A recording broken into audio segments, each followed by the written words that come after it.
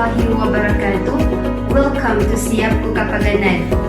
I am Ma'am Saliha from Tubaran District and I now closer to your teacher for today. So, let's begin with an activity. You have 3 seconds to answer each given question. Identify the values of A, B, and C in the equation. So, A is 6, B is -11, and C is -10 because the standard form of the given equation is 6x squared minus 11x minus 10 equals 0.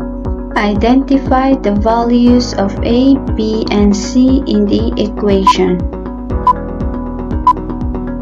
So, A is 1, B is 4, and C is 1. So, recall na kapag yung variable or yung term ay walang nakalagay na coefficient, then it is understood na 1 yung coefficient. Kaya, ang coefficient ng x squared ay 1. Hence, A is 1. Evaluate 2A when A is 6. So, the answer is 12. Recall na kapag yung number at variable ay magkatabi, then the default operation is multiplication. That is why the value of 2A when A is 6 is 2 times 6, which is equal to 12. Evaluate negative P if P is -11. The correct answer is positive 11. Note that the numerical coefficient of negative P is -1 and nakamultiply siya sa P. Hence, the value of negative P when B is -11 is negative times -11, which is positive 11. Evaluate B squared when B is -11. The correct answer is positive 121. That is, the value of B squared when B is -11 is -11 quantity squared, which is equal to -11 times -11 and is equal to 121. Did you get all the correct answer? Very good and job well done. In the previous videos, you have learned 3 methods in solving quadratic equations, namely by extracting square roots, by factoring, and by completing the square. In this video, you are going to learn another method of solving quadratic equation, and that is using the quadratic formula.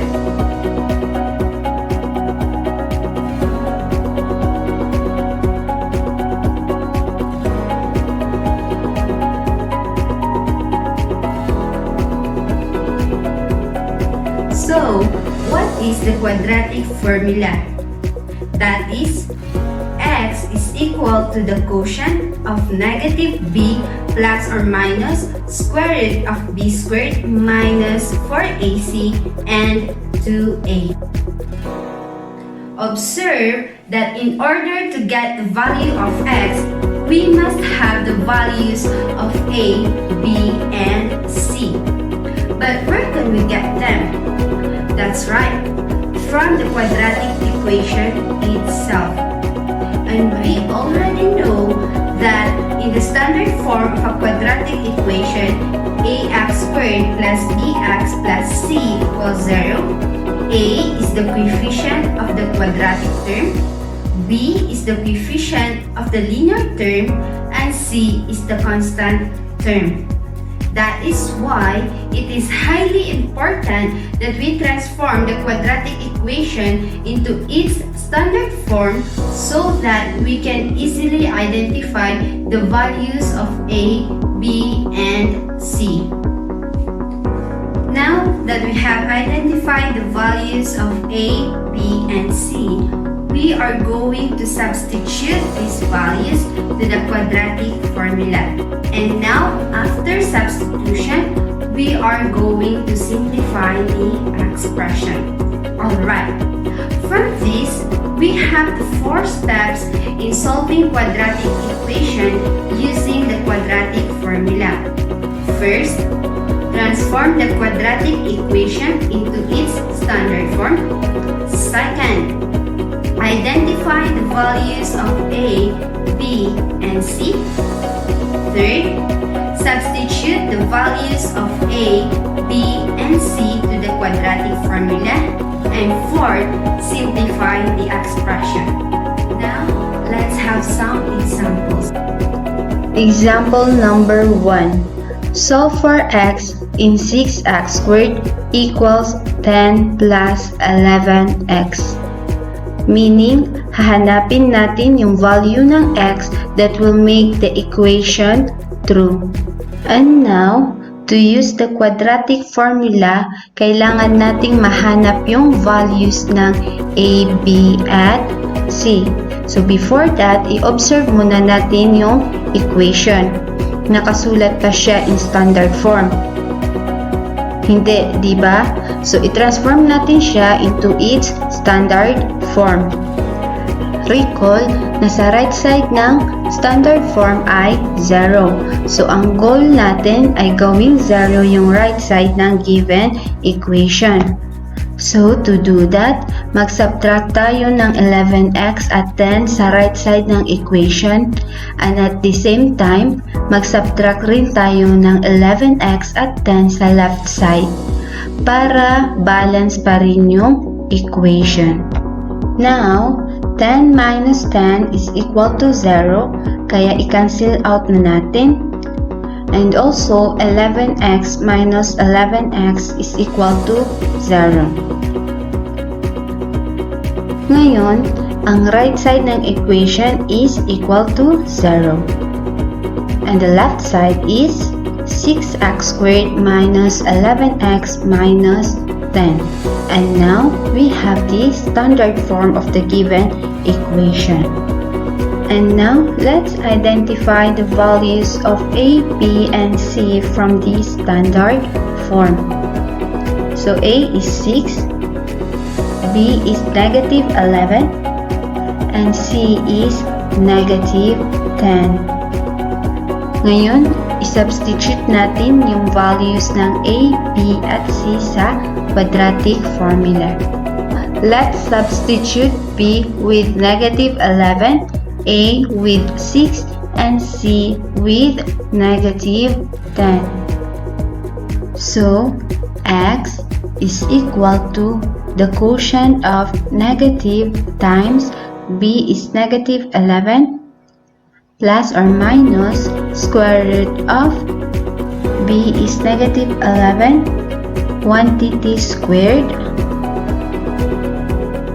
minus 4 times A is 6 times C is negative 10 and 2 times A is 6. Now, let's simplify the resulting expression. So, x is equal to the quotient of negative times negative 11 is positive 11 plus or minus square root of negative 11 quantity squared is positive 121 and negative 4 times 6 times negative 10 is positive 240 and 2 times 6 is positive 12. So, isimplify muna natin yung radical. That is 11 plus or minus square root of 121 plus 240 is 361 over 12. Let's further simplify the radical. So 11 plus or minus square root of 361 is 19 over 12. Notice na may dalawang operation sa numerator, which means that x is equal to 11 plus 19 over 12 or x is equal to 11 minus 19 over 12. So, isimplify muna natin yung 11 plus 19 over 12. That is 11 plus 19 is 30 over 12 reduced into lowest term is equal to 5 over 2. Let's then simplify 11 minus 19 over 12. So 11 minus 19 is negative 8 over 12 reduced into lowest term is equal to negative 2 over 3. Now, we have the two values of x, which are 5 over 2 and negative 2 over 3. Therefore, the solutions of 6x squared equals 10 plus 11x are 5 over 2 and negative 2 over 3. Example number 2, solve for x in x squared plus 4x plus 1 equals 0. Observe na nasa standard form na yung given equation. So, diretso na nating i-identify yung values of a, b, and c. So, a is 1. That is because the coefficient of x squared is 1. b is positive 4. And c is positive 1. Let's then substitute these values to the quadratic formula. X is equal to the quotient of negative times b is 4 plus or minus square root of b is 4 quantity squared minus 4 times a is 1 times c is 1 and 2 times a is 1. Now, let's simplify the expression. That is, negative times 4 is negative 4. 4 squared is 16. And negative 4 times 1 is negative 4. And 2 times 1 is 2. Again, isimplify muna natin yung radical. So, that is square root of 16 minus 4 is 12 over 2. Take note that 12 is not a perfect square, pero may factor siya na perfect square which is 4. So we can express it as square root of 4 times 3. And we can further express it as square root of 4 times 3 which is equal to 2 square root of 3. So x is equal to the quotient of negative 4 plus or minus 2 square root of 3 over 2.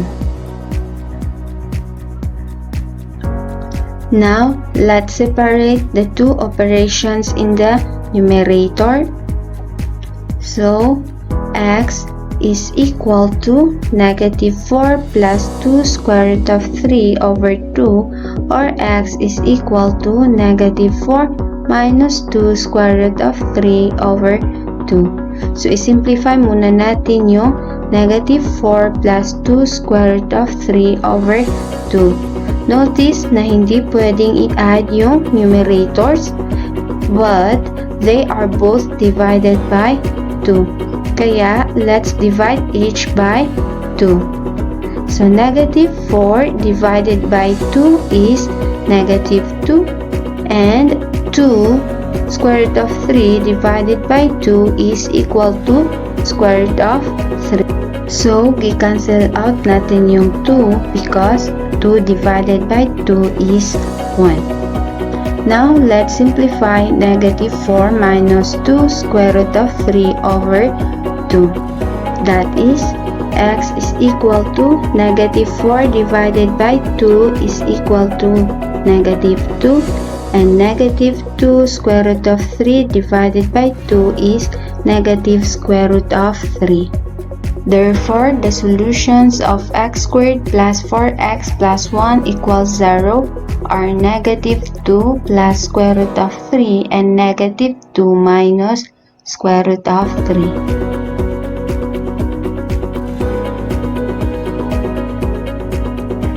Now we are done with our lesson for today.